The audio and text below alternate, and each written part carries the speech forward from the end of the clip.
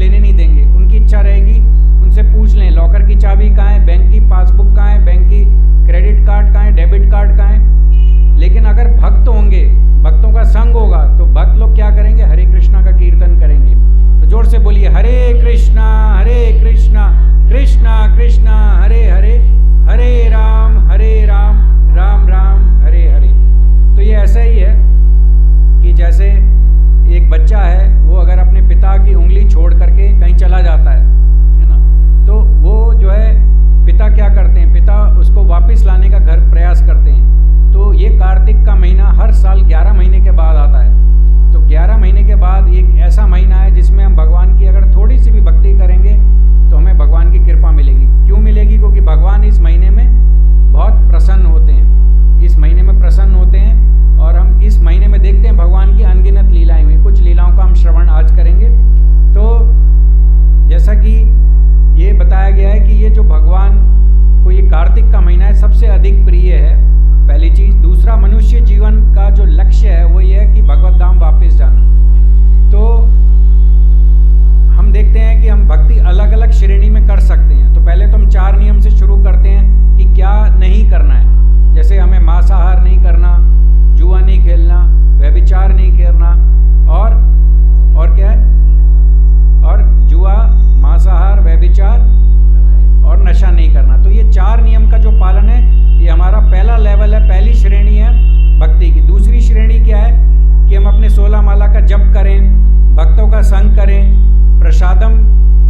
प्रसादम लें, है ना, और श्रीमद् भागवतम या भगवत गीता का पठन करें और साधना करें। ये दूसरी श्रेणी की भक्ति होगी। और तीसरे श्रेणी की भक्ति ये है कि हम निरंतर भगवान का स्मरण करें। क्यों?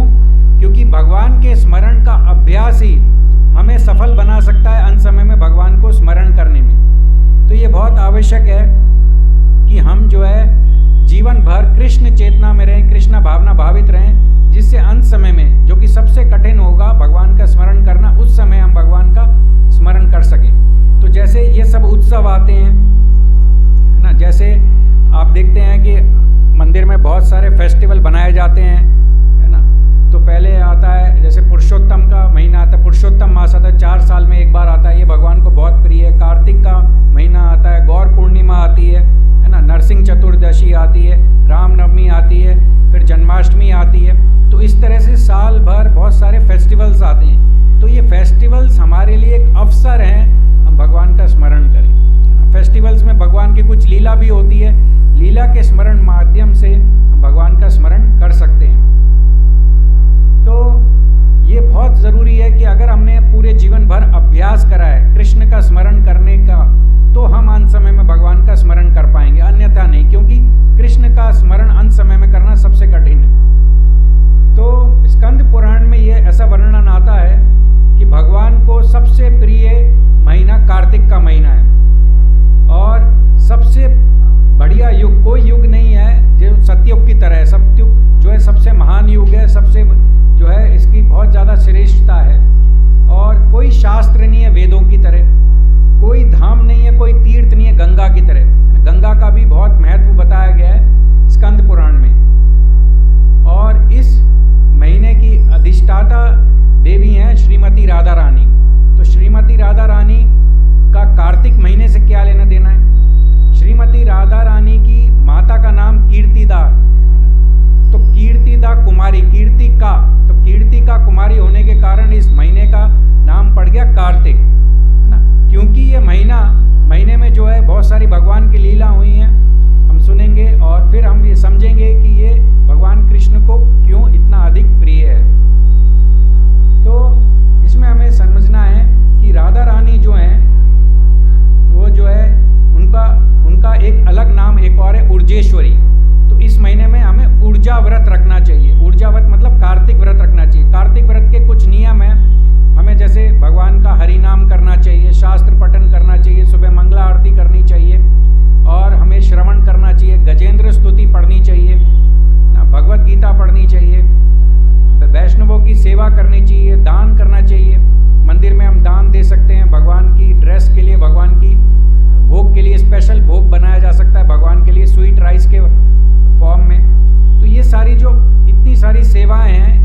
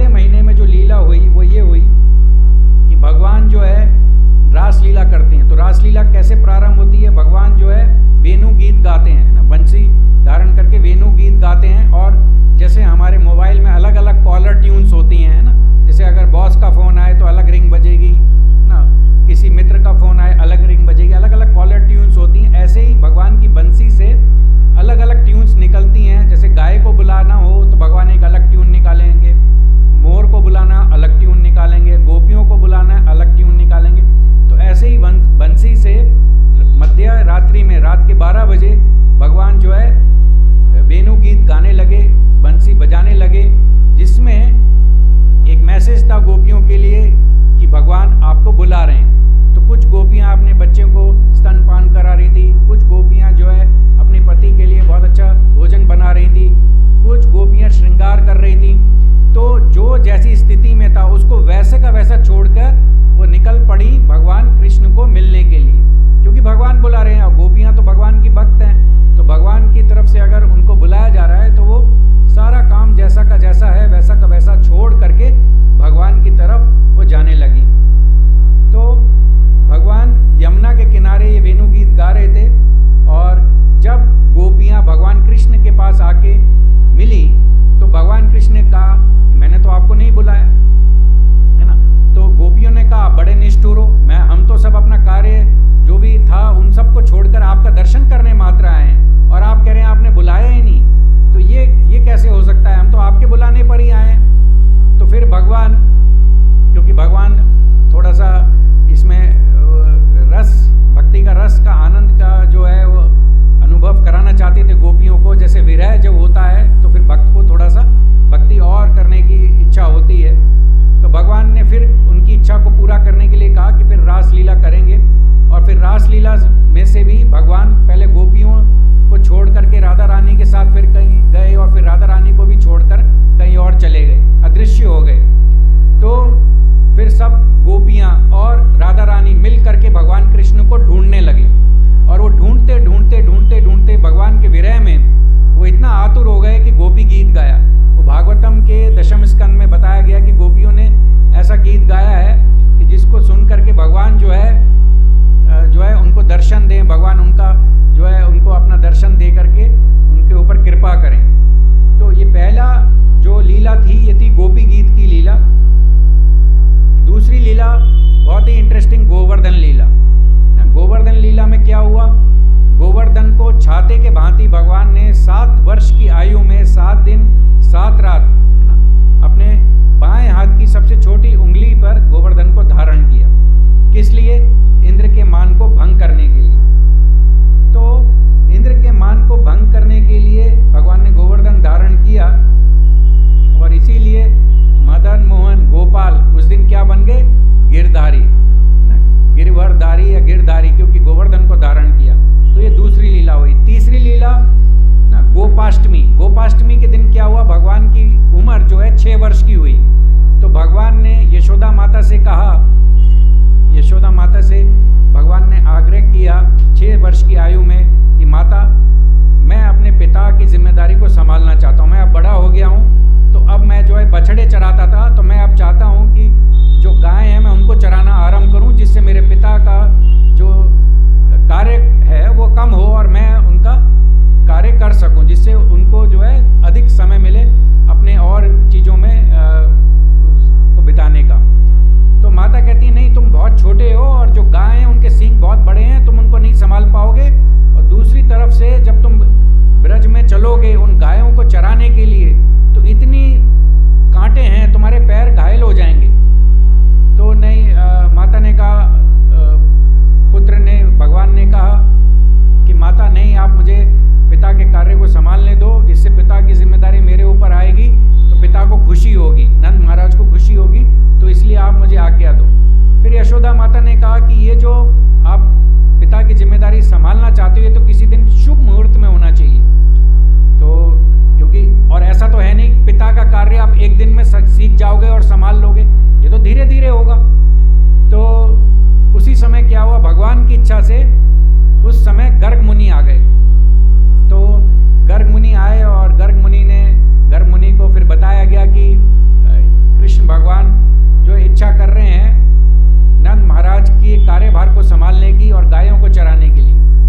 तो गर्ग मुनि तो जानते थे कि ये तो भगवान है, तो भगवान की प्रसन्नता के लिए उन्होंने कृष्ण भगवान के हाथ को पकड़ के देखा और कहा कि कल का सुबह का मुहूर्त निकल रहा है, बहुत अच्छा शुभ मुहूर्त है, तो कल से जो है ये गाय चराने जा सकते हैं। तो यशोदा माता को विचार आया, अगर कृष्ण जो है कल से ही ब्रज मंडल में जाएंगे गायों को चराने के लिए तो इन्हें कांटे पत्थर वो तो नहीं चुभेंगे, तो मैं इसके लिए कुछ कपड़े का जूता सिल दूंगी। तो कृष्ण को ऐसा विचार उन्होंने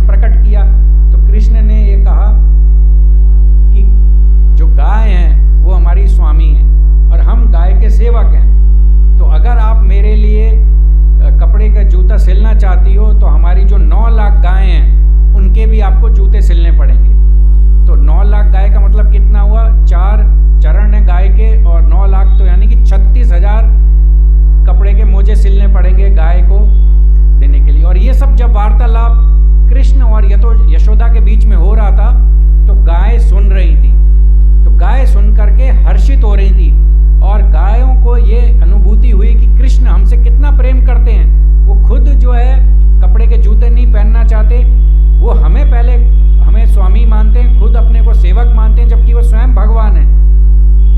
तो वो उन्होंने क्या करा, उसी रात को सारी की सारी गायें निकल गईं और अपने चरणों से धूल को दबोच दबोच करके ऐसा समतल कर दिया कि वो बिल्कुल मुलायम हो गई रेशम की तरह। तो इसीलिए जब आप गोवर्धन की परिक्रमा में जाएंगे, वृंदावन में जाएंगे और वहाँ नंगे पांव आप परिक्रमा करेंगे तो आप देखेंगे वृंदावन की जो रज है, ब्रज रज जो है वो इतनी कोमल है कि ऐसी कोमल ब्रज रज आपको पूरे संसार में कहीं नहीं मिलेगी। तो वो कोमल कैसे बनी?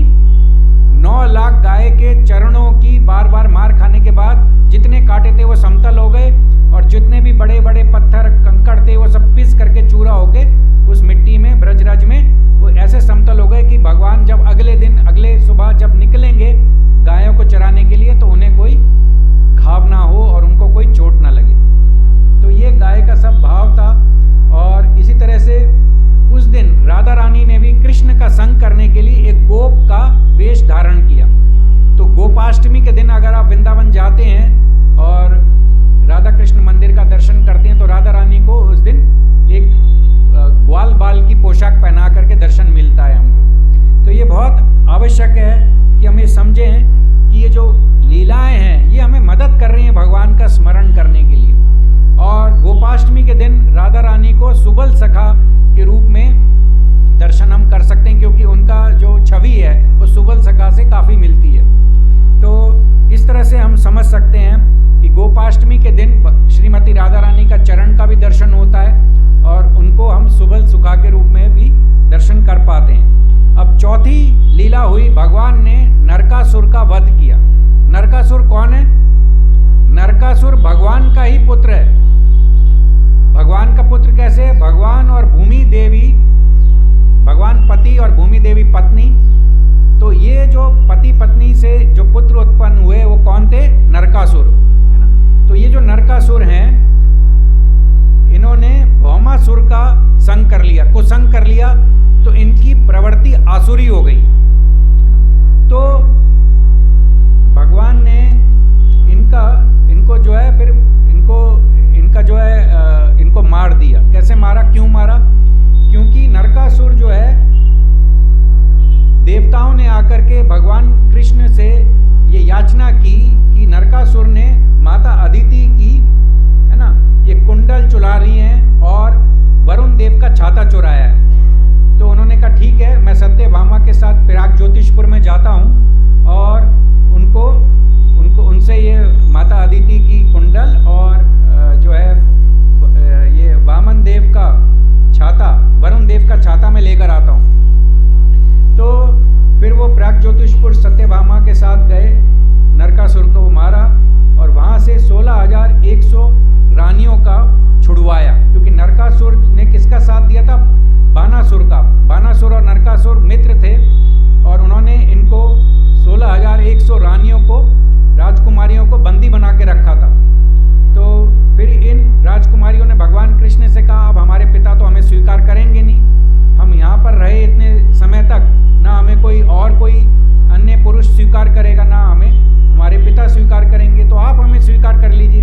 तो इस प्रकार भगवान कृष्ण ने 16,100 राजकुमारियों को कहा कि मैं आपसे विवाह करूंगा आपको रक्षा प्रदान करने के लिए। तो हम यहाँ देखते हैं कि भगवान जो है बिल्कुल किसी का पक्ष नहीं लेते। यहाँ पे नरकासुर उनके पुत्र होकर के भी उन्हें मारा और पांडव उनके पुत्र नहीं थे, फिर भी उनकी हमेशा रक्षा करी।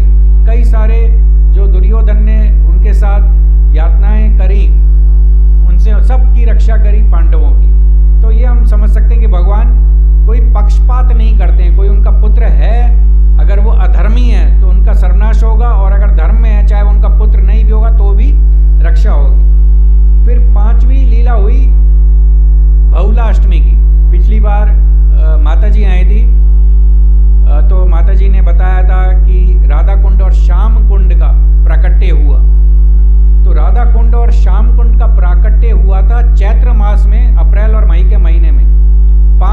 साल पूर्व। तो उसमें क्या हुआ था कि भगवान ने एक बैल का, जो अरिष्टासुर था, वो बैल के रूप में आकर के भगवान को मारने के लिए, आक्रमण करने के लिए दौड़ा और भगवान ने उसको मार गिराया। तो फिर राधा रानी और गोपियों ने उनसे ये कहा कि अब हम आपका संग नहीं कर सकते, आपने तो बैल को मारा है, बैल हत्या का पाप लगेगा, तो हम आपका संग नहीं करेंगे, तो आपको तो जो है सारे तीर्थों में जाके स्नान करना पड़ेगा, तब जाके आपका जो है पाप धुलेगा। तो भगवान ने फिर 68,000 तीर्थों को बुला करके एक श्याम कुंड का निर्माण कर लिया और फिर उसके बाद राधा रानी और गोपियों ने अपने कंगन से जो है धरती पर वो कंगन का प्रहार करके एक छोटा सा तालाब बनाया जिसका नाम राधा कुंड पड़ा। और फिर भगवान की इच्छा के अनुसार सारे तीर्थों ने राधा रानी से आज्ञा मानी कि हम आपके कुंड में प्रवेश कर सकते हैं क्या। और फिर इस तरह से श्याम कुंड और राधा कुंड का जल जो है एक हो गया और उस सभी तीर्थों में भगवान ने प्रसन्न होकर के ये कहा कि जो राधा कुंड में स्नान करेगा उसे कृष्ण प्रेम प्राप्त हो जाएगा। तो ये तो प्राकट्य हुआ था अप्रैल महीने में। अब हम बात करें कार्तिक महीने में, जो अक्टूबर के महीने में आता है। तो कार्तिक का महीना 18 अक्टूबर से 17 नवंबर तक है। 18 अक्टूबर से 17 नवंबर, तो इस महीने में हमें विशेष ध्यान रखना है। हम भक्ति का कोई अंग जो करें नियमित रूप से करें, बिना अपराध के करें और उसे लगातार करें। तो ये बहुत आवश्यक है कि हम भक्ति के लिए जो है इस कार्तिक के महात्म्य को समझें। तो जो बहुलाष्टमी का पर्व मनाया जाता है कार्तिक महीने के अंतर्गत, वो कब है? वो जब चैतन्य महाप्रभु जब वृंदावन में आए और वो जब खोज करने लगे श्याम कुंड और राधा कुंड की, है ना। तो गांव वालों से पूछा वृंदावन आके, श्याम कुंड कहाँ है, राधा कुंड कहाँ है? गांव वालों ने कहा कि हमें नहीं पता ये श्याम कुंड और राधा कुंड कहाँ है, लेकिन हमें एक पता है, काला खेत है, गोरा खेत है। तो चैतन्य महाप्रभु वहाँ चल दिए। वहाँ पे देखा गोरा खेत और काला खेत में दो छोटे छोटे जलाशय हैं और फिर उन छोटे छोटे जलाशय का दर्शन करके चैतन्य महाप्रभु बहुत भाव विभोर हो गए और उन्होंने ये घोषणा की कि यही श्याम कुंड है और यही राधा कुंड है। तो ये जो प्राकट्य हुआ ये चैतन्य महाप्रभु की कृपा से हुआ कार्तिक के महीने में। तो ये वाला जो बहुलाष्टमी का पर्व मनाया जाता है वो इसलिए मनाया जाता है कि राधा कुंड और श्याम कुंड चैतन्य महाप्रभु की कृपा से हमें मिला। और इस दिन रात 12 बजे भक्तगण जो है राधा कुंड में स्नान करने जाते हैं और ऐसा कहा गया है कि जो बहुलाष्टमी के दिन रात 12 बजे राधा कुंड में स्नान करेगा उसे राधा रानी की विशेष कृपा प्राप्त होगी। तो ये बहुत जो है हमारे लिए महत्वपूर्ण है। इसलिए जो परिक्रमा में भक्त रहते हैं, कार्तिक में लोग कुछ परिक्रमा भी करते हैं, ब्रजमंडल परिक्रमा, और तो वो जो है इस तरह से प्रोग्राम बनाते हैं, शेड्यूल बनाते हैं कि बहुलाष्टमी के दिन राधा कुंड में वो जो है आचमन कर सकें, क्योंकि स्नान करने की अनुमति हम लोगों को नहीं, हम प्रारंभिक अवस्था में हैं भक्ति की। तो राधा कुंड में स्नान करने की कुछ योग्यताएं हैं। आपको शुद्ध भक्त होना होगा, आपको कोई भौतिक जो है इच्छा नहीं होनी होगी। लेकिन हम लोग अभी प्रारंभिक अवस्था में, तो हम लोग नए भक्त हैं, तो हम जो है आचमन करके उसका आदर करते हैं। तो ये बहुत ज़रूरी है, हम इस लीला को समझें। तो ये जो है ये बहुत ज़रूरी है कि हम जो है अब हम आते हैं छठी लीला पर। तो छठी लीला में भगवान राम अयोध्या आए, कहाँ से? वन से। कितने समय बाद? 14 साल के बाद। वो कौन सा दिन था? दिवाली। तो दिवाली के दिन भगवान राम अयोध्या आते हैं। अयोध्या वासी बहुत विरह में होते हैं और विरह के बाद जब भगवान से मिलन होता है तो एक खुशी का मौका होता है, खुशी का अवसर होता है। सब लोग दीप जलाते हैं अपने घर में क्योंकि खुशी का माहौल है ना। तो इस तरह से 14 वर्ष का जो विरह है, जो अयोध्या वासी जो कि भगवान राम के भक्त हैं, वो उनका विरह का जो समय है वो समाप्त होता है और भगवान से उनका मिलन होता है। और 7वीं लीला है यहाँ पे बलि महाराज की और वामन देव की लीला होती है। जब बलि महाराज जो है वामन देव को ये प्रॉमिस कर चुके होते हैं कि मैं आपको जो मांगेंगे वो देंगे, तो वो 3 पग जमीन मांगते हैं और अपने 2 पग से नीचे के सारे लोग और 1 पग से ऊपर के सारे लोग नाप लेते हैं। फिर वो पूछते हैं बलि महाराज से, मैं तीसरा पग कहाँ रखूं? तो बलि महाराज जो कि आत्मनिवेदन के आचार्य हैं, वो कहते हैं कि आप तीसरा पग मेरे सिर पे रख सकते हैं। तो वो अपने आप का सब कुछ न्यौछावर कर देते हैं भगवान के लिए। तो इससे भगवान बहुत प्रसन्न होते हैं और स्वयं उनके द्वारपाल बन जाते हैं उनकी रक्षा के लिए। किससे? वो सूतल लोक में ले जाते हैं उनको, क्योंकि सूतल लोक का जो वैभव है वो इंद्रलोक से भी कहीं अधिक है। तो प्रसन्न होते हैं और राक्षसों से और सर्पों से रक्षा करने के लिए उनके द्वारपाल बन जाते हैं भगवान। तो 8वीं लीला है भगवान शालिग्राम का जो विवाह तुलसी से होता है इसी महीने में। तो ये विवाह भी इस कार्तिक के महीने में मनाया जाता है। फिर 9वीं लीला है लक्ष्मी पूजा। लक्ष्मी पूजा भी होती है। तो जब समुद्र मंथन हुआ था, देवताओं ने असुरों ने मिलकर के मंदराचल पर्वत पर, है ना, भगवान जो कुर्मा के रूप में थे, कुर्मा अवतार के रूप में थे, उसके ऊपर मंदराचल पर्वत था और शेषनाग रूपी रस्सी थी। एक तरफ देवता थे, दूसरी तरफ असुर थे। तो दोनों जो है देवता और असुर मंदराचल पर्वत को बारी बारी से हिला रहे थे, जिससे समुद्र मंथन हो सके और उसमें से अमृत निकल सके। अमृत क्यों निकल सके? क्यों अमृत चाहते थे असुर और देवता? जिससे उसे पी करके अमर हो जाएं। लेकिन एक प्रश्न आएगा कि मोहिनी रूप अवतार रख करके भगवान ने सारा का सारा अमृत देवताओं को पिलाया, फिर भी देवता लोग अमर नहीं हुए। तो अमरता का मतलब कैसे समझें? अमरता का मतलब ऐसे समझें कि देवता लोग अमर नहीं हुए, क्योंकि कोई भगवान के अलावा कोई अमर नहीं है। सब लोग नश्वर हैं। यहाँ तक कि ब्रह्मा जी की भी मृत्यु होती है। जो 84 लाख योनियों में सर्वश्रेष्ठ जीव हैं, उनकी भी मृत्यु होती है जब प्रलय आता है। तो सृष्टि होती है, प्रलय आता है, सृष्टि होती है, प्रलय आता है। तो ये चक्र चलता रहता है। तो जो ये बताया जाता है कि लक्ष्मी जी जब समुद्र मंथन हो रहा था, तो लक्ष्मी जी उसमें से प्रकट हुई। तो लक्ष्मी जी प्रकट हुई इसी कार्तिक के महीने में, तो इसलिए उनकी भी पूजा की जाती है, जिससे धन संपत्ति सबके घर में आए, है ना, ऐश्वर्य, धन, वैभव सबके घर में आए और सबको लक्ष्मी जी की कृपा मिले। तो ये 9वीं लीला हुई कार्तिक के महीने में। 10वीं लीला है धनतेरस की। आप लोग देखते हैं धनतेरस के दिन क्या होता है, भक्त लोग सोने के आभूषण खरीदते हैं और भगवान को अर्पित करते हैं। सोने के नहीं होंगे तो कोई दूसरे मेटल के खरीद के भगवान को अर्पण करेंगे। क्यों करेंगे?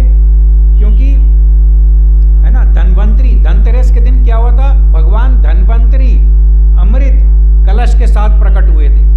तो अमृत कलश के साथ प्रकट हुए थे, इसलिए धनतेरस मनाया जाता है। और उस दिन भक्त लोग भगवान को नए नए आभूषण और अलंकार भेंट करते हैं, ऑफर करते हैं। और 11वीं लीला है समुद्र मंथन में क्या हुआ कि भगवान जो है कुर्म अवतार के रूप में प्रकट हुए मंदराचल पर्वत को संभालने के लिए। मंदराचल पर्वत क्या था, जिसको बोलते हैं कि मथनी की तरह से उसको जो है मथने के लिए समुद्र को, जिससे अमृत निकाला जा सके। और भगवान मोहिनी मूर्ति के रूप में प्रकट हुए और भगवान अजीत के भी रूप में प्रकट हुए, जो मंदराचल पर्वत के ऊपर स्थित थे, जिससे मंदराचल पर्वत जब उसको मथा जाए तो इम्बैलेंस ना हो। तो भगवान के 3 अवतार थे उस समय। एक तो अजीत जो मंदराचल पर्वत के ऊपर स्थित थे, एक मोहिनी मूर्ति अवतार जिन्होंने सबको अमृत पिलाया था, सब देवताओं को पिलाया था, असुरों के साथ छल करके असुरों को नहीं दिया, देवताओं को दिया, और कुर्मा जिसके ऊपर मंदराचल स्थित था। तो ये 3 तरह के अवतार भगवान ने लिए। और ये कार्तिक में ये लीला हुई समुद्र मंथन की। 12वीं लीला है कि तुलसी महारानी कैसे प्रकट हुई। ये भी बहुत हमें समझने की बात है। तुलसी महारानी का प्राकट्य कैसे हुआ? जब भगवान ने देखा कि समुद्र मंथन पूरा हो गया है और जब भगवान धन्वंतरी अमृत कलश के साथ प्रकट हुए, तो भगवान बहुत खुश हुए असुरों से और देवताओं से। उन्हें ये लगा कि ये इन्होंने इतनी मेहनत की है, इतनी परिश्रम किया है कि समुद्र को मंथ करके अमृत निकाला है, तो कितना अधिक परिश्रम किया है। तो खुशी के मारे उनके आंसू झरझर गिरने लगे और वो खुशी के आंसू जो भगवान के अमृत कलश में पड़े, तो वहां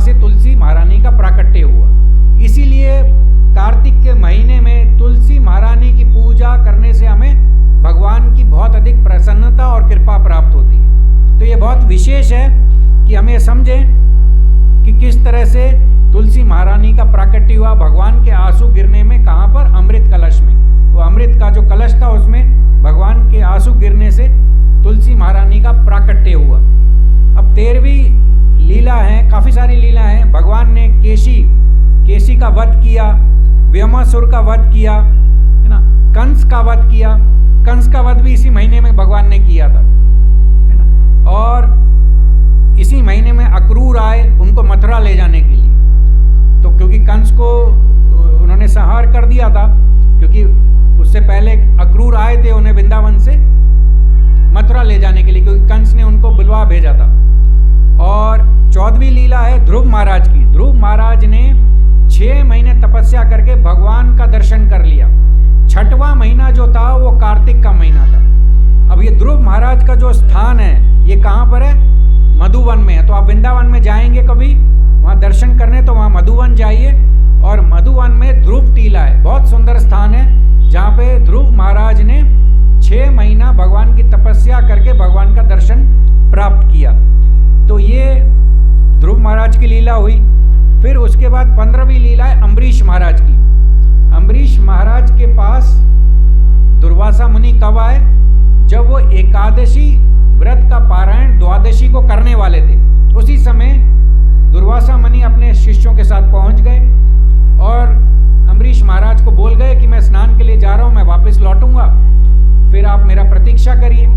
तो अब पारायण का जो समय था, एकादशी व्रत के पारायण का समय था, वो पूरा हो गया। तो पूरा होने जा रहा था तो उन्होंने ब्राह्मणों के बुला के पूछा कि दुर्वासा मुनि मेरे अतिथि हैं, मैं उनके अनुपस्थिति में भोजन ग्रहण नहीं कर सकता, उनको अपमान लगेगा, है ना, उनको लगेगा मैंने उनके प्रति अपराध किया है। तो सभी ब्राह्मण ने, उनके मंत्रियों ने उनको सलाह दी कि आप जल की कुछ बूंद ग्रहण कर लीजिए, तो वो आपका प्रसाद ग्रहण करना हो भी जाएगा और नहीं भी होगा। तो उन्होंने कुछ जल की बूंदें ग्रहण कर ली, लेकिन दुर्वासा मुनि ने देख लिया अपनी सिद्धियों के माध्यम से कि उन्होंने जल ग्रहण कर लिया उनकी अनुपस्थिति में। तो फिर उन्होंने एक राक्षस उत्पन्न किया अपनी जटा से, और राक्षस को आदेश दिया कि आप अम्बरीश महाराज को मार दीजिए।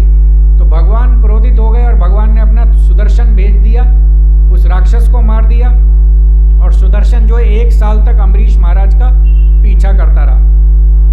1 साल तक वो ब्रह्मलोक में गए, शिवलोक में गए, वैकुंठ में गए। बाद में भगवान ने कहा मैं अपने सुदर्शन को नहीं रोक सकता, मैं अपने भक्तों की भक्ति से बंधा हुआ हूँ। ये सुदर्शन को तब रोका जा सकता है जब आप अम्बरीश महाराज जो मेरा शुद्ध भक्त हैं, आप उनके चरण में जाके क्षमा याचना करें, और अगर यदि वो क्षमा कर देते हैं तो ये सुदर्शन लौट सकता है। तो फिर उन्होंने क्षमा याचना की और अम्बरीश महाराज ने कहा कि मैं तो आपकी प्रतीक्षा कर रहा था, मैं तो आपका अतिथि सत्कार करना चाह रहा था।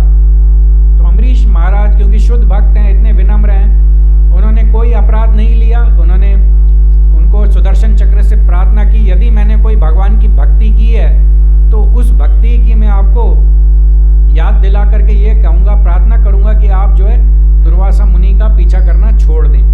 तो भक्त इतने विनम्र होते हैं, इतने सहनशील होते हैं, फिर भी जो है हमको ये सीखना है कि किस तरह से विनम्रता और सहनशीलता शुद्ध भक्तों में होती है, जो हमें अपने अंदर अनुकूल करनी चाहिए।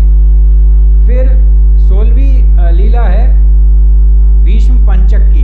तो भीष्म पंचक में क्या होता है, भगवान जो है ये जो भीष्म पंचक है, भीष्म देव जो है अंतिम समय में आखिरी के 5 दिन जो है वो फास्टिंग रखते हैं, व्रत रखते हैं, और वो भीष्म पंचक बहुत ज़्यादा शुभ है। तो जैसे पूरे कार्तिक में यानी कि 25 दिन अगर हम कुछ नहीं भी कर पाते हैं किसी कारण की वजह से, तो हम 5 दिन जो कार्तिक के अंतिम 5 दिन है उसमें भीष्म पंचक का व्रत रख सकते हैं। ये कठिन होता है, सब लोग शायद इसको नहीं भी कर पाएंगे, लेकिन फिर भी सबको ये पता होना चाहिए कि भीष्म पंचक का जो व्रत है वो ऐसा व्रत है, अगर वो व्रत कोई कर ले तो उसको पूरे कार्तिक के व्रत का फल मिल जाता है। तो ये व्रत कैसे आया, ये कार्तिक के महीने में भीष्म देव ने आखिरी 5 दिन कुछ ग्रहण नहीं किया, फास्टिंग रखी, व्रत रखा। फिर एक और लीला आती है, श्रीमती राधा रानी को वृंदावनेश्वरी की तरह से स्थापित किया गया। किसने किया? वृंदावन देवी जो है श्रीमती राधा रानी की मित्र हैं और उन्होंने श्रीमती राधा रानी को वृंदावनेश्वरी का जो है उपाधि दी। तो ये इमली तला एक जगह है वृंदावन में जहाँ पर ये लीला हुई। फिर और एक लीला आती है गोविंद कुंड की लीला आती है, जहाँ पे सुरभि गाय ने और इंद्र ने भगवान का अभिषेक किया। जब इंद्र को ये पता चला कि सामंतक बादल भेज करके उसने वृंदावन वासियों पे भगवान के प्रति अपराध कर दिया है, तो क्षमा याचना के रूप में भगवान के पास गए, सुरभि गाय को ले गए। सुरभि गाय ने भगवान का अभिषेक किया और इंद्र के जो साथ जो उनका वाहन है ऐरावत, उन्होंने भी भगवान का अभिषेक किया। तो वहाँ पे जो अभिषेक किया वो बन गया गोविंद कुंड। तो ये जो गोविंद कुंड में जो ये सुरभि गाय से जो अभिषेक हुआ, ऐरावत के द्वारा भगवान का अभिषेक किया, ये लीला भी कार्तिक के महीने में हुई थी। फिर और एक लीला आती है उट्ठान एकादशी। तो कार्तिक में 2 एकादशी आएंगी। कार्तिक में 2 एकादशी आएंगी, तो उट्ठान एकादशी दूसरी वाली एकादशी है। इस दिन भगवान 4 महीने की योग निद्रा के बाद जगते हैं। कब? जब देवता लोग उनके पास पहुंचते हैं शिकायत करने। जैसे आप किसी बड़े अधिकारी के पास जाओ और उनको बोलो मेरी ये परेशानी, मेरी मदद कीजिए, तो देवता लोग भी तब भगवान के पास जाते हैं जब उनको कोई परेशानी आती है, कोई असुर तंग कर रहा है ना, कोई उनको जो है उनके नियमों का पालन नहीं कर रहा, या उनका राज्य खतरे में है, असुर हमला कर रहे हैं, आक्रमण कर रहे हैं, तो भगवान के पास गए एक लिस्ट लेके, शिकायतों की लिस्ट लेके, और भगवान को जगाया। तो वो कौन सा दिन था? उट्ठान एकादशी। तो भगवान उसी 4 महीने को हम लोग चातुर्मास बोलते हैं। उन चातुर्मास में भी अलग अलग नियम है कि हम कुछ चीज़ें जो है निषेध होती हैं, जैसे है ना शाक सब्जी पहले महीने में, फिर दही, फिर दूध, और फिर कुछ और ऐसी कुछ वस्तुएं हैं जो हमें उस टाइम नहीं लेनी होती। चातुर्मास में भी हम भक्ति अगर अधिक करते हैं तो उसका फल कई गुना ज़्यादा मिलता है।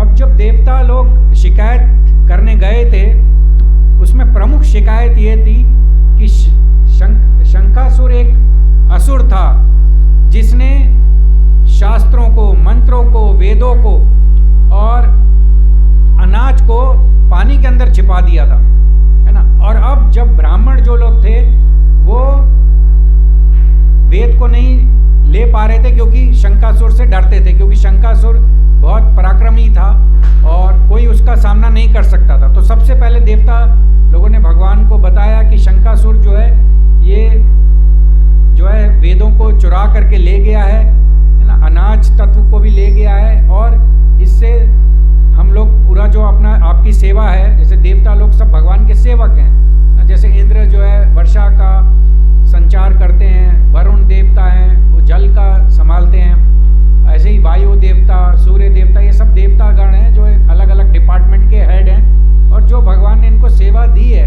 वो संभालते हैं। तो शंकासुर क्योंकि ये सब वेदों को चुरा करके, मंत्रों को चुरा करके, अनाज वगैरह को चुरा करके पानी के भीतर छिप गया था, तो भगवान ने कहा देवताओं को कि आप चिंता नहीं करिए, मैं मत्स्य अवतार धारण करके उसका संहार करूंगा।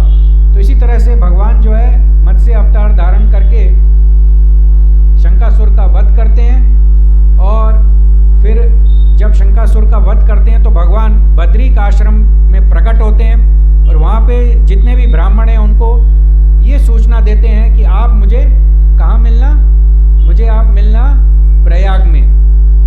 तो और ब्राह्मणों को ये आदेश देते हैं कि आप वेद मंत्र सब निकाल लीजिए पानी के अंदर। अब शंकासुर का कोई भय नहीं है, उसको मैंने मार दिया है, और फिर जब आप ये सब कुछ निकाल लें तो मुझे प्रयाग में मिले। तो ये लीला भी जो है कार्तिक के महीने में हुई, शंकासुर के वध की। वेदों की रक्षा हुई, मंत्रों की रक्षा हुई भगवान मत्स्य अवतार के द्वारा। तो इस समय, इस महीने में जो भक्तगण हैं ये जानते हैं भगवान ने जल के अंदर अवतार लिया है, तो जल पवित्र है। तो वैसे तो नदियों में स्नान करने का बहुत महत्व, जैसे यमुना नदी, गंगा नदी, है ना, इन नदियों में, इन तीर्थों में अगर हम स्नान करेंगे तो बहुत अधिक फल मिलेगा। लेकिन हम नहीं जा सकते, तो हम 3 बार गंगा गंगा गंगा, या गंगे च यमुने च गोदावरी सरस्वती नर्मदे सिंधु कावेरी जलेस्मिन सन्निधिम करूँ, ये मंत्र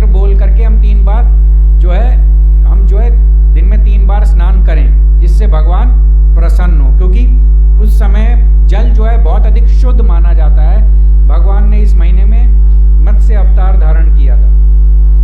और इसी महीने में श्रीला प्रभुपाद जी जो इस्कॉन मंदिर के फाउंडर आचार्य हैं, उनका तिरोभाव हुआ इसी महीने में नवंबर 14, 1977 7:25 में। तो वैसे तो सामान्य जगत में तो हम देखते हैं कोई अगर चला जाता है तो लोग उसको जो है दुख का समय मानते हैं, लेकिन शुद्ध भक्त जब उसका तिरोभाव हो जाता है तो ये माना जाता है वो भगवान के धाम में गया है भगवान की सेवा करने के लिए। तो वो एक हर्ष और उल्लास का अवसर होता है, उसमें कोई दुख प्रकट करने वाली बात नहीं होती। तो इसलिए मंदिर में तिरोभाव भी मनाया जाता है और आविर्भाव भी मनाया जाता है। मतलब जब शुद्ध भक्त का जन्म होता है वो भी, और जब तिरोभाव होता है, जब वो अप्रकट हो जाते हैं तब भी वो एक फेस्टिवल के रूप में मनाया जाता है। उस दिन भक्त लोग तपस्या अधिक करते हैं, भगवान की सेवा अधिक करते हैं। तो ये चीज़ समझने की है। दूसरा, इसी महीने में भक्ति सिद्धांत सरस्वती ठाकुर जो शीला प्रभुपाद के गुरु महाराज हैं, उन्होंने राधा कुंड में 1935 में शीला प्रभुपाद को ये आदेश दिया कि आपकी अंग्रेजी अच्छी है, आप जो है प्रचार करना पाश्चात्य जगत में जा कर के, और अगर कभी आपको धन प्राप्त होता है तो आप पुस्तकें छपवाना। तो शीला प्रभुपाद ने अपने गुरु महाराज की आज्ञा के पालन हेतु पाश्चात्य जगत में जाकर के प्रचार किया और ग्रंथों को छपवाया, जिसमें सबसे प्रमुख भगवत गीता है, कृष्णा बुक है और श्रीमद् भागवतम है। वैसे तो और भी बहुत सारे अन्य ग्रंथ हैं, चैतन्य चरितामृत है ना, और आत्म साक्षात्कार का विज्ञान है, और बहुत सारी पुस्तकें हैं। कम से कम 80 अंतर्राष्ट्रीय भाषाओं में प्रभुपाद की पुस्तकें जो है ट्रांसलेट हो गई हैं। और सबसे अधिक है ना वितरित होने वाली भगवत गीता है ना, सबसे अधिक वितरित होने वाली भगवत गीता शीला प्रभुपाद की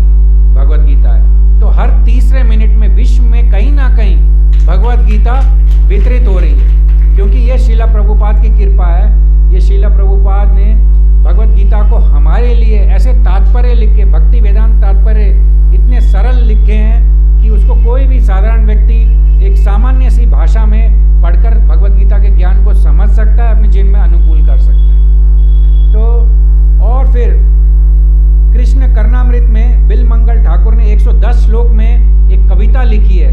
क्या कविता लिखी है कि उसमें बताया है कि किस तरह से इस महीने में राधा रानी ने कृष्ण भगवान को एक सोने की बेल्ट से बांध दिया। कब बांध दिया? जब कृष्ण ने राधा रानी से मिलने का एक टाइम फिक्स किया, उससे 2 घंटा विलंब से मिलने आए। तो राधा रानी बहुत क्रोधित हुई कि आपने 2 घंटा मुझे है ना विलंब से आने की वजह से मुझे आपने इंतजार करवाया। तो राधा रानी के क्रोध को देख करके भगवान को बहुत हर्ष हुआ, क्योंकि उनका क्रोध भी उनको बहुत सुंदर लग रहा था। तो राधा रानी उनको वृक्ष के पास ले जाती हैं और अपनी कमर में जो बेल्ट बांधी होती है राधा रानी ने, वो कृष्ण भगवान की कमर से उस वृक्ष के तने में बांध देती हैं। तो राधा रानी को कृष्ण बोलते हैं, मुझे एक मौका दो ये बताने का कि मैं 2 घंटा क्यों लेट आया। आज गोवर्धन का फेस्टिवल मनाया जा रहा था, बहुत सारे व्यंजन थे और उनकी बहुत जो है सेवा थी, तो उस सेवा के कारण उनको विलंब हुआ। तो राधा रानी ने कहा कि नहीं, कुछ नहीं, मैं कुछ नहीं सुनना चाहती, आपने विलंब किया है, मुझे 2 घंटा इंतजार कराया है, तो आपको इसका फल मिलना ही चाहिए। तो इसी तरह से इस महीने में राधा दामोदर की भी पूजा होती है ना। राधा दामोदर, भगवान को राधा दामोदर के रूप में भी पूजित किया जाता है। तो ये बहुत ज़रूरी है और ये बहुत ही जो है भगवान का है ना पर्सनल पास टाइम है, इंटीमेट पास टाइम है ना। तो ये जो है इसीलिए हम इस महीने में यशोदा दामोदर की भी पूजा करते हैं, राधा दामोदर की भी पूजा करते हैं। और दामोदर लीला भी जो है इसी महीने में हुई। दामोदर लीला कब हुई? जब भगवान जो है छोटे थे तो सोए हुए थे, माता यशोदा जो है जग चुकी थी, तो भगवान के लिए वो क्या कर रही थी? मक्खन निकाल रही थी। तो भगवान छोटे थे तो बिस्तर से उतरे और छोटे छोटे मतलब वो उस समय तक तो वो चलना नहीं सीखे थे, लेकिन घुटनों के बल चल करके वो माता यशोदा के पास पहुँचे और माता यशोदा समझ गई कि कृष्ण जो भूखे हैं, और माता यशोदा ने उन्हें स्तनपान कराया। और फिर उसी समय यशोदा माता को ध्यान आया कि रसोई घर में एक भगोना है, एक बर्तन है जिसके अंदर दूध उबल रहा है, अगर वो जाकर के उस बर्तन को नहीं हटाती हैं आग से तो वो दूध जो है आग में जल जाएगा और दूध जो है उसमें दूध जो है जल करके वो खराब हो जाएगा। तो कृष्ण को वो गोदी से उतार करके ज़मीन पर रख करके रसोई घर में जाती हैं उस बर्तन को हटाने के लिए। तो कृष्ण बहुत क्रोधित हो जाते हैं क्योंकि उनकी भूख मिटी नहीं थी। तो कृष्ण क्या करते हैं, क्रोध में जा कर के जो कूटने का पत्थर होता है उससे जिस बर्तन में मक्खन निकाला जा रहा था उस बर्तन को ही तोड़ देते हैं। तो सारा का सारा जो मक्खन है वो बिखर जाता है और फिर अपने चरणों से उनके चरणों के निशान बन जाते हैं उस मक्खन के और फिर वो चले जाते हैं ऐसे कमरे में जहाँ पे मक्खन को रखा जाता था। मक्खन निकाल के छोटे छोटे मिट्टी के सकोरों में रखा जाता था। फिर क्या कर रहे हैं, वहाँ जा कर के देख रहे हैं कि वो मक्खन निकाल रहे हैं। तो एक तो फिर वो ओखली पे खड़े हो जाते हैं क्योंकि मक्खन को रस्सी से ऊपर बांधा जाता है। तो ओखली पे खड़े होकर के उसे तोड़ करके फिर जो मक्खन नीचे गिरता है उसे बंदरों को बांटना शुरू कर देते हैं। तो बंदरों को खिलाते हैं और फिर माता जैसे ही रसोई घर से लौटती हैं तो देखती हैं ये क्या हो रहा है। मैं जो मक्खन निकाल रही थी उसका बर्तन टूटा हुआ है और कृष्ण के चरण चिन्ह देखती हैं जिसमें मक्खन से वो लिसे हुए थे। वो चरण को फॉलो करके वो जाती हैं और बीच रास्ते में एक लाठी उठाती हैं कि कृष्ण ने इतने ज़्यादा जो है ये किया है, खेलकूद किया है और बदमाशी की है। तो क्रोध में आकर यशोदा माता एक लाठी लेके उनके पीछे दौड़ती हैं और लाठी लेके दौड़ती हैं तो कृष्ण जो है उस कमरे में से खिड़की में से निकल जाते हैं और फिर दौड़ने लगते हैं और फिर यशोदा माता उनका पीछा करती हैं। फिर उनको पकड़ लेती हैं और पकड़ने के बाद रस्सी लाके बांधने का प्रयास करती हैं। तो बांधने के प्रयास जब करती हैं तो घर की जितनी रस्सियाँ थीं उनको इकट्ठा करने के बाद भी 2 उंगल छोटी पड़ती हैं वो रस्सियाँ। तो फिर गोपियाँ भी अपने घर से रस्सियाँ ला के देती हैं, उनको जोड़ा जाता है, फिर 2 उंगल छोटी पड़ती हैं। तो भगवान कृष्ण जो है जब यशोदा माता का पसीना देखते हैं, प्रयास देखते हैं तो उनको दया आ जाती है और फिर वो बंध जाती है। तो क्या है कि अगर हमें भगवान की भक्ति में अगर भगवान की कृपा चाहिए तो हमें प्रयास करना पड़ेगा। प्रयास किस चीज़ का, जो भी हमें भक्ति में सिखाया जा रहा है उसे सीख करके अपने भक्ति में जीवन में अप्लाई करने का। जब तक वो नहीं करेंगे तो हम भक्ति में आगे नहीं बढ़ पाएंगे क्योंकि भगवान की कृपा मिलेगी नहीं। तो भगवान की कृपा, ये दामोदर लीला से हमें विशेष ये समझना है कि हमको भगवान की कृपा प्राप्त करने के लिए प्रयास करना पड़ेगा। हम जैसे जप माला करते हैं, कई भक्त बोलते हैं कि हमारा मन नहीं लगता या हमें बाधा आती है, मन इधर उधर दौड़ता है। तो भगवान ये नहीं देख रहे हैं कि हमारा मन लग रहा है या नहीं लग रहा है, क्या हम मन लगाने का प्रयास कर रहे हैं या नहीं। अगर प्रयास कर रहे हैं तो हमारा मन लगने के बराबर ही हमको रिजल्ट मिलेगा। जैसे हम भगवद गीता वितरण करने जाते हैं, पुस्तक वितरण के लिए जाते हैं, प्रचार के लिए जाते हैं। मान लीजिए मैं 10 व्यक्ति को भगवद गीता वितरण करने का प्रयास करता हूँ, कोई नहीं लेता, तो मेरा स्कोर भौतिक दृष्टि से 0 है लेकिन भगवान की दृष्टि से 10 है। मैंने 10 व्यक्तियों को कोशिश किया भगवान से भगवद गीता से जोड़ने की। तो ये भगवान की कृपा है जो कि बहुत ही ज़्यादा अचिंत्य है, हम इसको अपनी बुद्धि से नहीं सोच सकते। तो इसी दिन जो है जब दामोदर लीला हुई थी तो एक और भी इसी के साथ जुड़ी हुई लीला है, जो ओखली से भगवान को बांध दिया यशोदा माता ने। तो ओखली नंद महाराज के आंगन में 2 वृक्ष थे, है ना, जो अर्जुन वृक्ष थे। तो ओखली को जब फंसा करके भगवान घुटने के बल चढ़ने लगे तो ओखली को जब उन्होंने धक्का दिया लिटा करके तो 2 वृक्ष थे अर्जुन के, वो गिर गए। उसमें से नल कुबेर और मणिग्रीव प्रकट हुए जिनको नारद मुनि ने श्रापित किया था। क्यों? क्योंकि नग्न अवस्था में, है ना, वो नदी में स्नान कर रहे थे वैश्याओं के साथ। कुबेर के पुत्र होकर के धन के घमंड में, अहंकार में, ना, भोग विलास कर रहे थे और नारद मुनि वहाँ से जब गुजर रहे थे तो उनको देख करके ना तो उनका सम्मान किया, ना अपने शरीर को ढका। जो वैश्याएँ थी, जो सुंदरियाँ थी, जो अप्सराएँ थी, उन्होंने अपने नग्न शरीर को ढक लिया लेकिन इन्होंने नहीं ढका।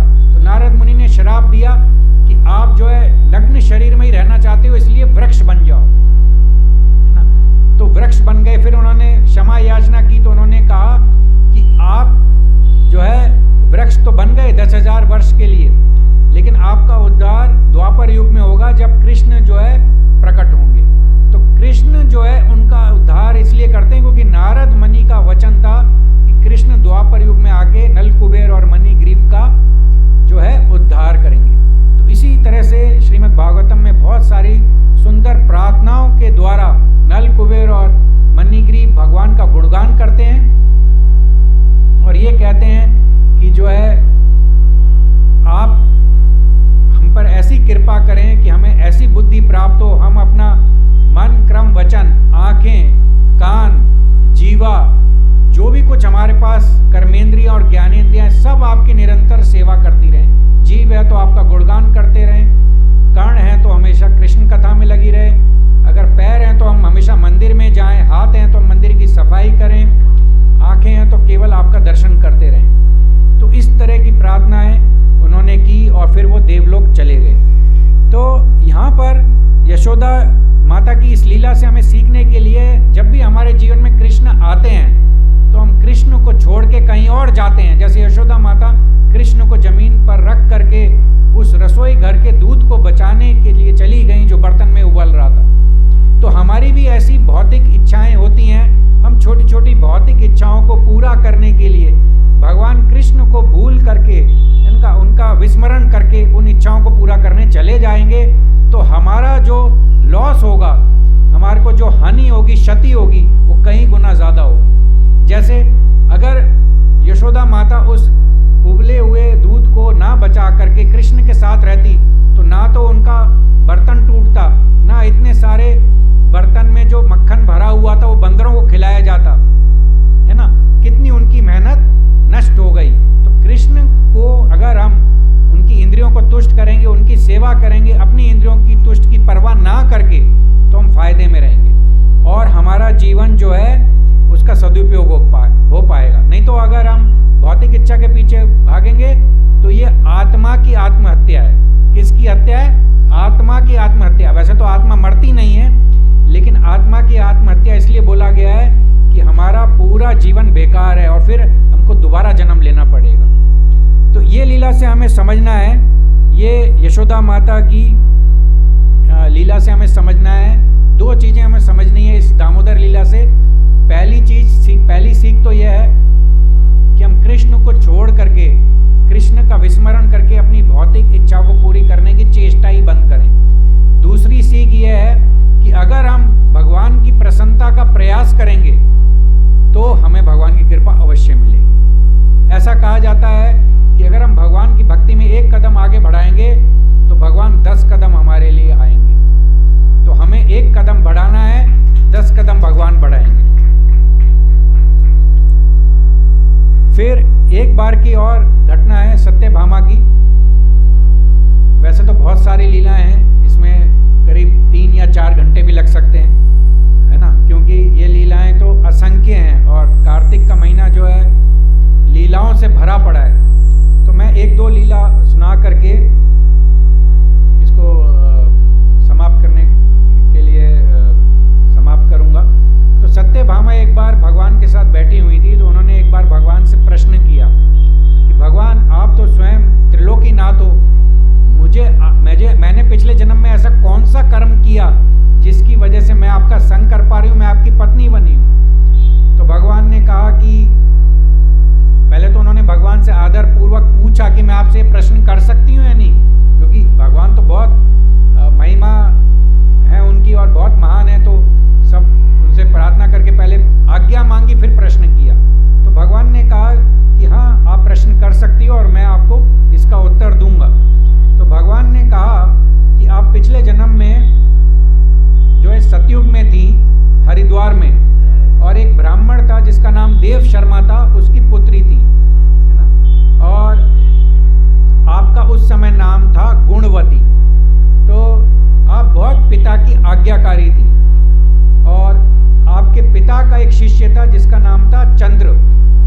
तो आपके पिता और आपके पिता के शिष्य चंद्र एक बार वन में कूशा घास लेने के लिए गए। किस लिए? यज्ञ करने के लिए। तो जब वहां पर कूशा घास लेने के लिए गए तो एक राक्षस ने उन दोनों का वध कर दिया।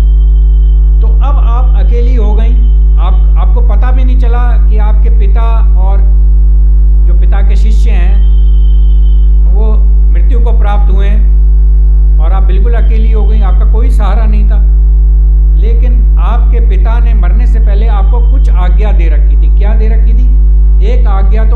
एकादशी के व्रत का पालन अवश्य करना, और दूसरा कार्तिक महीने के व्रत का पालन जरूर करना। तो आपने उन 2 व्रतों का पालन अपने पिता के आज्ञा के अनुसार पूरी सिंसेरिटी से किया, पूरी दृढ़ता से करा, और इसमें कोई भी आपने आलस्य नहीं दिखाया। एक बार आपको बुखार भी था, तब भी आप ब्रह्म मुहूर्त में उठी थी, आपने गंगा में स्नान किया, और फिर आपका पैर फिसल जाने के कारण आपने शरीर को त्याग दिया। फिर वैकुंठ से विमान आए और आपको लेकर गए। तो इस तरह से जो है हम इस कार्तिक महिमा के व्रत के पालन की महिमा को समझ सकते हैं कि किस तरह से सत्याभामा जो सतयुग में गुणवती थी, है ना, देव शर्मा ब्राह्मण की पुत्री थी, उन्होंने कार्तिक के व्रत का पालन करके भगवान का सानिध्य प्राप्त किया, और जो है उन्होंने भगवान का निजी संग प्राप्त किया। तो इसी तरह से हम देखते हैं एक और लीला आती है। 2 ब्राह्मण थे, हरिमेधा और सुमेधा। तो ये एक बार तीर्थ स्थान पर जा रहे थे, वो बहुत थक गए थे, तो वहाँ पे एक तुलसी के वृक्ष को देख करके हरिमेधा ने वहाँ प्रणाम किया।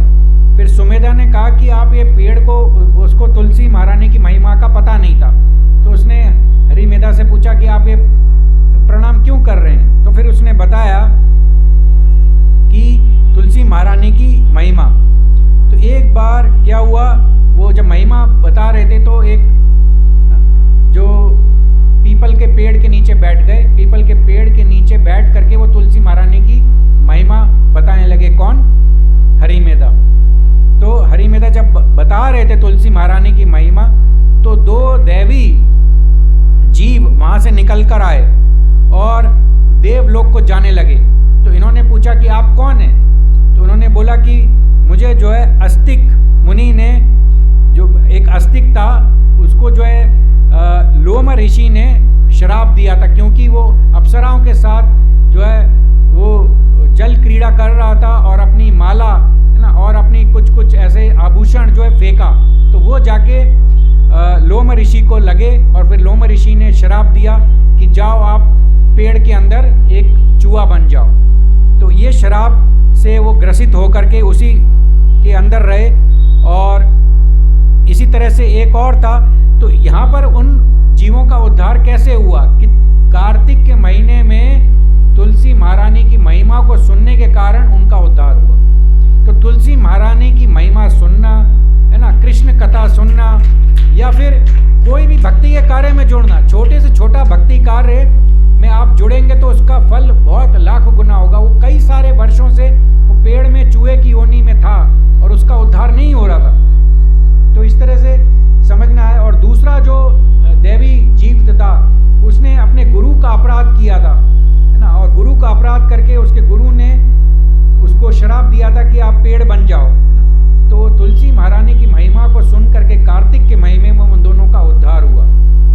और इसी तरह से तो अब मैं आऊँगा कि कार्तिक के महीने में हमें क्या करना है। और भी बहुत सारी लीला हैं। तो सबसे पहली चीज़, अगर आप नोटपैड लेकर आए हैं, नोटबुक लेकर आए हैं, तो आप नोट कर सकते हैं। और जब भी आप किसी भी क्लास में जाएं तो नोटपैड, पेन, कॉपी, पेंसिल ज़रूर लेकर आएँ, क्योंकि बहुत सारी चीज़ हो सकता है आपको लगे कि मैं करना चाहता हूँ या करना चाहती हूँ, लेकिन अगर आप क्लास के बाहर जाएंगे 1 घंटे बाद हो सकता है आपको कुछ भी याद ना रहे।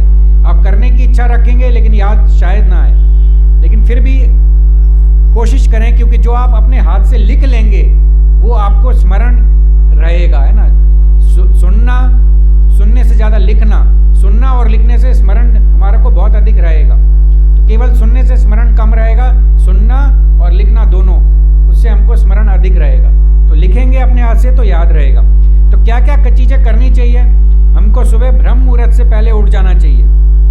वैसे तो बोला जाता है कि हमें निशांत काल में उठ जाना चाहिए। निशांत काल हो जाता है 3:22 से शुरू, 3:22 से 4:10 तक ये निशांत काल होता है। तो इस काल में उठ करके हमको नहा करके स्नान कर लेना है। तो ब्रह्म मुहूर्त से पहले हमको स्नान करना है ना। और ब्रह्म मुहूर्त का समय होता है 4:10 से लेकर 4:58 तक, है ना। तो इस ब्रह्म मुहूर्त से पहले उठ करके हमको स्नान कर लेना है। तो 3:22 के बाद और 4:10 से पहले स्नान करके रेडी हो जाना है आध्यात्मिक क्रियाओं को करने के लिए। तो उसके बाद क्या है, हमको स्नान करना है। स्नान में क्या मैंने आपको बताया, 3 बार गंगा बोलेंगे तो आपको गंगा में स्नान करने का पुण्य प्राप्त होगा। अब यहाँ पे हरिद्वार तो है नहीं, दिल्ली है। दिल्ली में मैं चाहता हूँ कि गंगा स्नान का मुझे पुण्य मिले कार्तिक के महीने में। तो अगर मैं 3 बार गंगा का उच्चारण करता हूँ, गंगा नदी का, गंगा का नाम का उच्चारण करता हूँ, गंगा गंगा गंगा, और फिर मानसिक रूप से ये मानता हूँ कि जिस जल से मैं स्नान कर रहा हूँ वो गंगा है, गंगा का पवित्र जल है, तो मुझे उतना ही पुण्य मिलेगा जितना हरिद्वार में या ऋषिकेश में गंगा स्नान का मिलता है। तो गंगा गंगा गंगा 3 बार बोल के स्नान कीजिए, है ना। मंगला आरती का दर्शन कीजिए। सुबह 4:30 बजे इस्कॉन के हर मंदिर में, चाहे देश हो या विदेश हो, चाहे दिल्ली हो, चाहे बेंगलोर हो, चाहे बॉम्बे हो, चाहे कलकत्ता हो, हर जगह इस्कॉन मंदिर में 4:30 बजे, शार्प 4:30 बजे मंगला आरती के दर्शन होंगे। मंगला आरती भगवान का पहला दर्शन होता है। तो भगवान देखते हैं कौन मेरे दर्शन के लिए आतुर है, कौन मेरे दर्शन करने आया है। मान लो कार्तिक के महीने में इतनी भीड़ है मंदिर में, आप भगवान का दर्शन नहीं कर पा रहे, कोई बात नहीं, भगवान ने तो आपको देख लिया कि आप आए हो उनका दर्शन करने। यही बहुत बड़ी हमारे लिए भगवान की कृपा है। भगवान जानते हैं मंगला आरती के दर्शन है, कोई बात नहीं। जैसे जन्माष्टमी में भी बहुत सारे भक्त जाते हैं, कई लोगों को दर्शन नहीं हो पाते हैं भीड़ की वजह से, भगवान के ऑल्टर से दूरी की वजह से, कोई बात नहीं, भगवान ने देख लिया। तो क्या है, सुबह उठना है, स्नान करना है, गंगा गंगा बोल करके मंगला आरती का दर्शन करना है, दामोदर अष्टकम गाना है। तो दामोदर अष्टकम मैं जो है आपको ग्रुप में मैसेज कर दूंगा, है ना। दामोदर अष्टकम हमें गाना है। इस दामोदर अष्टकम गाने का भी बहुत बड़ा महत्व है। पांचवा है कि हमको भगवान को घी का दिया अर्पित करना है ना। 4 बार चरण में, 2 बार नाभि में, 3 बार भगवान के मुखमंडल में और 7 बार पूरे शरीर में। आप में से कोई रिपीट कर सकता है? हाँ,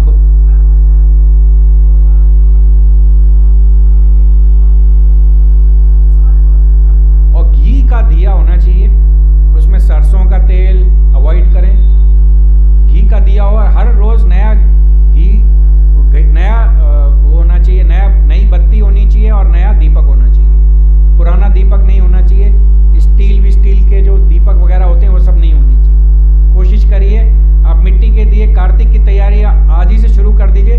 30 दीपक ला के पहले तो घर में रख लीजिए, 30 बत्तियां बना के रख लीजिए, घी ला के रख लीजिए एक नए डब्बे का, जिससे आप घी के बत्तियां भगवान को अर्पित करेंगे, है ना। तो उसका बहुत बड़ा लाभ है ना। ऐसी एक और भी कथा है कि वो एक जो है चूहा था, तो चूहा जो है वो घी को खाने आया कार्तिक के महीने में एक दीपक में, और उसकी मूंछ में वो बत्ती चिपक गई और उसकी मूंछ जलने की वजह से उसकी मृत्यु ही हो गई।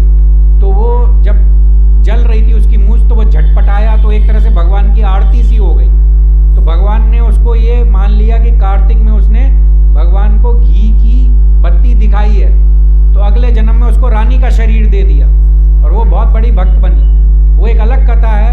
एक चूहा जो है रानी के शरीर में चला गया सिर्फ कार्तिक में गलती से जल जाने की वजह से। तो हमें सुबह जल्दी उठना है, पहला। दूसरा, स्नान लेना है, गंगा गंगा गंगा बोल के। ये स्नान 4:10 से पहले लेना है और 3:22 से हमको उठ जाना है। उठ जाने के बाद हमको स्नान लेना है, फिर दामोदर अष्टकम गाना है और घी का दिया भगवान को रोज अर्पित करना है, और हमको भगवान के लिए दान देना है। दान हम क्या कर सकते हैं मंदिर में? भगवान की ड्रेस के लिए, भगवान के स्पेशल भोग के लिए हम दे सकते हैं। यदि आपसे ये सब कुछ भी नहीं हो सकता तो आप क्या करिए, ऐसे भक्त को ढूंढिए जो कार्तिक के व्रत का पालन कर रहा है। अगर आप उस भक्त की कोई सहायता कर देंगे तो आपको भी कार्तिक के व्रत का फल मिल जाएगा। मान लीजिए ऐसे कोई भक्त है ना, वो मंदिर में जा रहा है, सेवा कर रहा है। मान लिया आपने उसके बोल दिया मैं वस्त्र धो देती हूँ, ठीक है, आपने उसके वस्त्र धो के धूप में सुखा दिए, या उसके लिए प्रसाद बना दिया, या उसके झूठे बर्तन धो दिए, कुछ भी आप सेवा कर दी उसकी, जो नियमित रूप से कार्तिक के व्रत का पालन कर रहा है, तो भी आपके कार्तिक के व्रत का पालन हो जाएगा। दूसरा क्या है कि अगर आप मंदिर जा रहे हैं तो वहाँ पे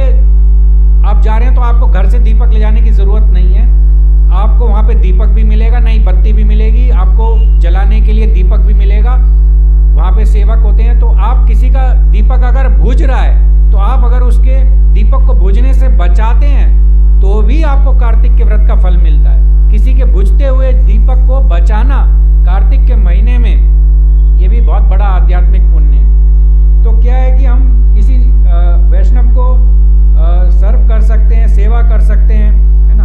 और फिर भीष्म पंचक का तो लास्ट 5 दिन होता है। तो जैसे पहले दिन उसमें, है ना, गाय का गोबर खाना होता है, दूसरे दिन गाय का यूरिन पीना होता है, गौमूत्र, तीसरे दिन गाय का घी पर रहना होता है, चौथे दिन गाय का दही हमें खाना, गाय के दूध से तो दही बनता है वो खाना होता है, और 5वें दिन गाय का दूध पीना होता है। और हर दिन जो है भगवान को अलग अलग फूल चढ़ाए जाएंगे।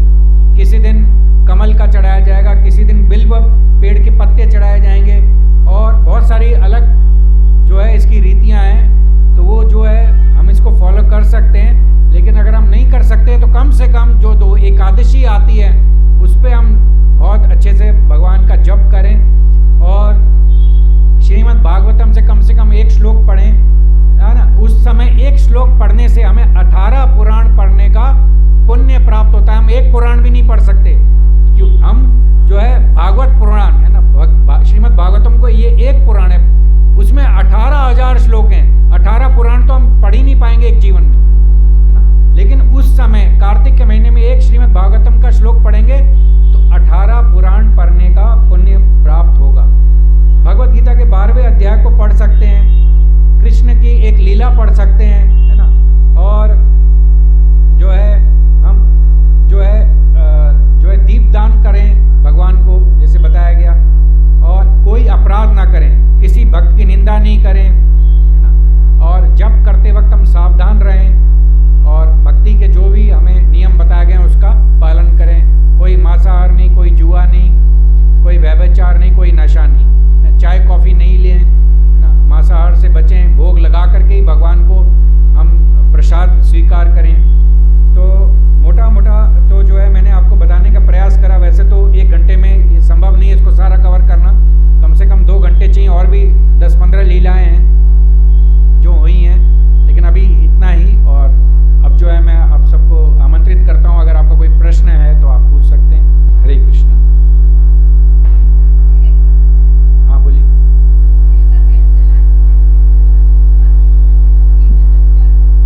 हाँ देखिए, ऐसा है कि तिल का तेल जला सकते हैं, लेकिन बैटर घी होगा।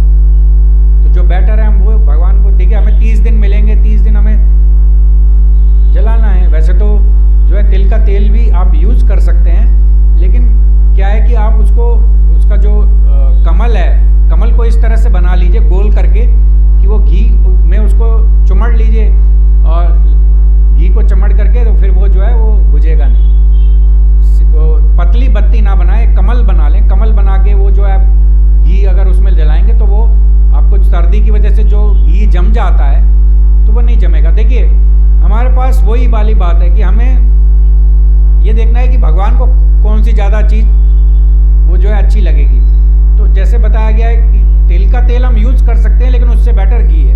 तो कोशिश करें कि घी का ही दीपक जलाएं, तो वो ज़्यादा हमको सेटिस्फेक्शन रहेगा कि हाँ ये हमें जो भी है बेस्ट हम भगवान के लिए करने